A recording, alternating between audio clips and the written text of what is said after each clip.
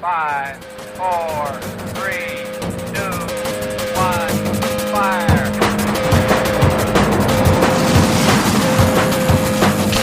The only thing we have to fear is fear.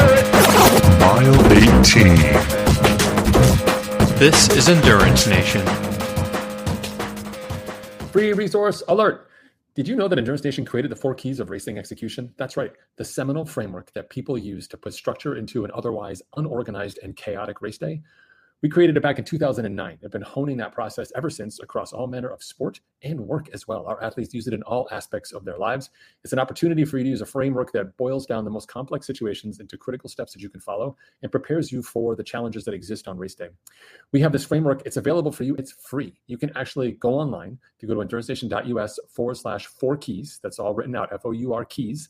You'll get an opportunity to download a free resource that explains the 4 keys to you, including a video from me, Coach Patrick, outlining how you can use it and opportunities to access even deeper resources down the line. This is your chance to break out of the chaos. If you've had bad races, messed up races, made simple mistakes, really wish when you cross the finish line that you can get that 30 minutes back, now you can. Plan ahead. Get the 4 keys at endurancenation.us/4 keys. Endurance Nation.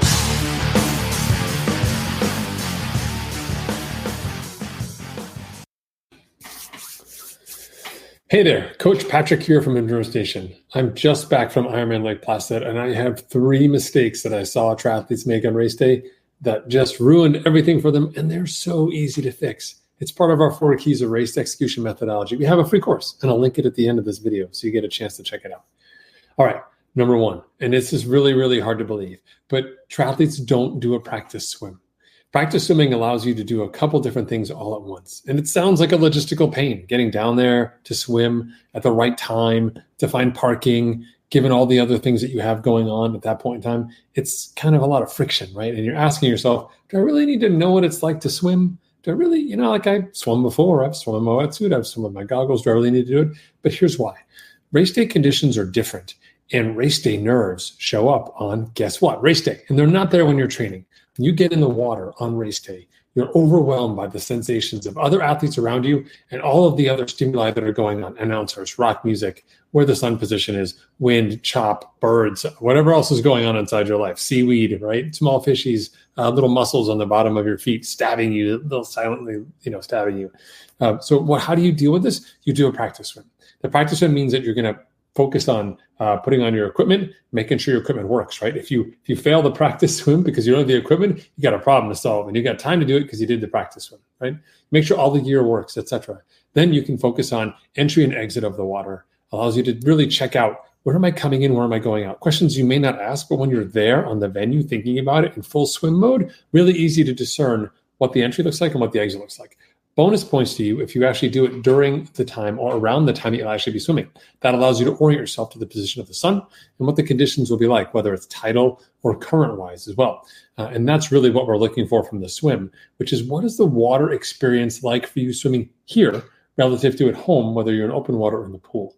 That's a big differentiator, but more importantly, it's a big confidence builder for you. Allows you to know, hey, listen, I can get in the water. I know what it feels like. I know what visibility is like under the water. I know what my sighting markers are, right? I'm looking off of that water tower, that tree line, etc., based on what I want to achieve and where I want to be on the day. It also lets you kind of scope out what's going on down there and really help settle down the nerves, because the swim is the biggest unknown. Remember, when we swim and our head goes in the water, we're effectively blind to everything going around us, and also deaf, unless you've got some sort of sensory ability I'm not aware of. And as a result, practice swim is key. Get down there, do the practice swim, eliminate those problems. All right, here we go. Time for number 2. The second most important mistake, critical mistake that triathletes make on race day is they don't know how to ride hills. Just debriefing with our athletes last night on one of our post-race calls, and they were blown away by the number of athletes who were getting hills wrong. And you probably get hills wrong too as well. So most athletes look at hills as an opportunity to do a lot of work, right? Hills are when the road pushes back on you. And so what do we naturally do? We push too, right? It gets into this shoving match, like 2 little pre-teenage boys trying to shove each other to win the top of a hill contest. We don't want to play top of hill contest as a triathlete. We want to play finish line contests. You're in a race with yourself, not with a hill and not with anybody else on the course. So how do we do a better job of climbing hills? How do you avoid just coasting down a hill, pedaling along softly on the flats, and then hammering each hill like it's going to make a difference? I got newsflash for you. If you take it easy going down hills, you take it easy on the flats, and you only work hard going up, you're going to go really, really slow, and you're going to be really, really tired. So here's how we do it inside Endurance Nation. When you're riding along on the flats, you're in your aero bars or wherever you may be positioned, and you've got that just general sense of flow state, and you're working, right? And you can most importantly, you can feel the pressure on the pedals of your feet. If you have a power meter, bonus, you can see the numbers. As you enter the hill and start to ride up that hill, do the job of maintaining that same pressure on your feet and that same number on your power meter. So you're going to start to notice that your effort drops, your speed drops as you enter this hill and go up. At some point in time, you'll hit a sustainable number, and probably cadence as well as you're shifting around this effort. And now you've got a steady number you can climb this hill. This is the power that you can climb to the top of the hill pretty easily, as best you can, given the gears and the terrain, etc. Most of the time, you're sitting up. Hands are loose, relaxed. Shoulders are loose. You're breathing deeply because you're sitting up and just taking your time. It's here where everyone else starts to pull away from you. They start to go really hard. They shift. They're in the wrong gear. They're standing up. They're hammering. They're climbing up to the top of that hill, and you're just kind of cruising along. By the time you get to the top of the hill, let's get over here, top of that hill, they're way ahead of you, and you're back here just going steady. They get to the top of the hill, they're exhausted. Heart rate is beeping like a bomb's about to go off. They're trying to catch their breath, and they start coasting, and they start slowly going down the hill. You, on the other hand, are maintaining the steady effort up the top of the hill. The minute you feel that hill let off, you shift a little harder and start pushing on those pedals to get your speed up. We start doing work at the crest of the hill, right here at the top. Look at that really terrible hill I'm doing. Right here at the top, we start putting that power on so we get some speed right back again. So instead of going 5 miles an hour to 6 to 7 to 8 to 9 to 10 down that hill, we go from 5 to 9 to 13 to 27 really quickly. So we maintain lots of new speed right down into those flats and go again. So we do all the work by being patient on the uphill and then really over the top doing the work into the downhill. We want to do that work there because it gets our total speed up. Time at speed is what makes you faster. And if you're spending most of your time going easy as you cruise between hills where you murder yourself, at the end of the day, you're going to be in a position where you're very slow and you're very exhausted. So get away from those spikes. Don't burn those matches. Instead, really focus on pedaling smoothly up those hills, staying relaxed, doing the work at the top to build the speed you can take you down the hill and into the flats and carry that momentum along. All right. That's a lot to learn right there. You may want to watch that part again. I'm just saying. All right. You can practice it in your training as well. And the third most critical mistake that triathletes make on race day is those first few miles. I can't say it enough. You come off the bike, you're exhausted. It's been work. Whether you're doing a sprint or a full Ironman distance, biking is hard work. It's stressful. You're operating and making decisions at speed. You're trying to eat and drink, navigate the conditions of other athletes, the weather, etc. It's tough. So you roll in a transition. You're super excited. You want to leave the bike behind. At this critical decision point, it's like rush hour because you're trying to get out of there as fast as you can.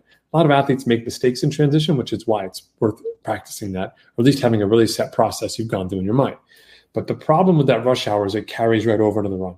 And what you're ignoring here is the transition from bike workload to run workload.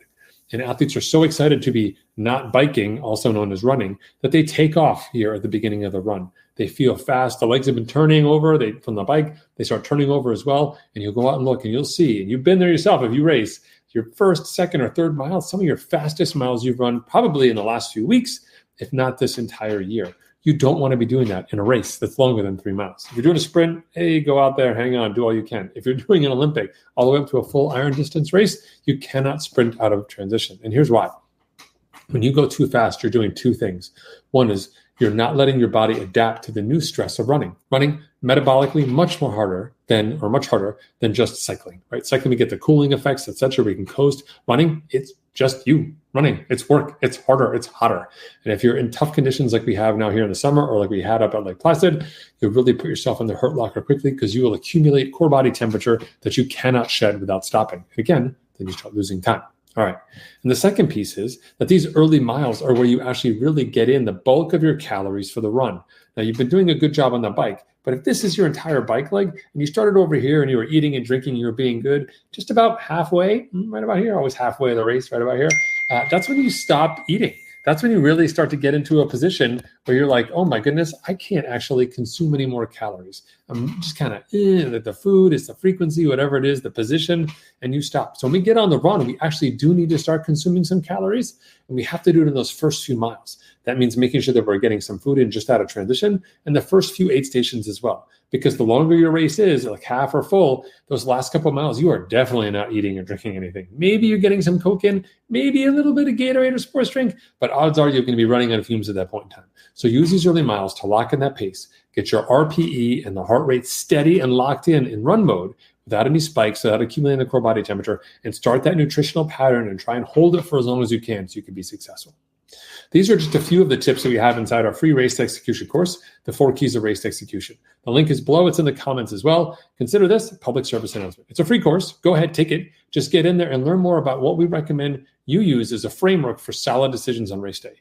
Literally, people spending thousands of dollars on bikes, races, family, to go to a race where they totally bork it up because they just don't want to follow basic common sense and the rules that we're giving away to you for free. So if you like this, please share it with your friends, tell other people about it. If they're triathletes doing these races, tell them to do it the right way, and Endurance Nation can help them out. Thanks so much. I'll be back next week with another coach video check-in. Till then, peace. See you. Endurance Nation.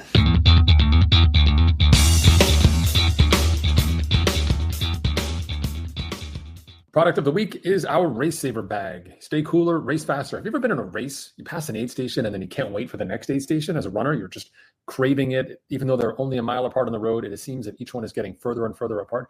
What if you could take the ice that you had at that last aid station and carry it with you? Not in a cup, not clinking around, but in a handy bag on your wrist. That, my friends, is the Race Saver bag.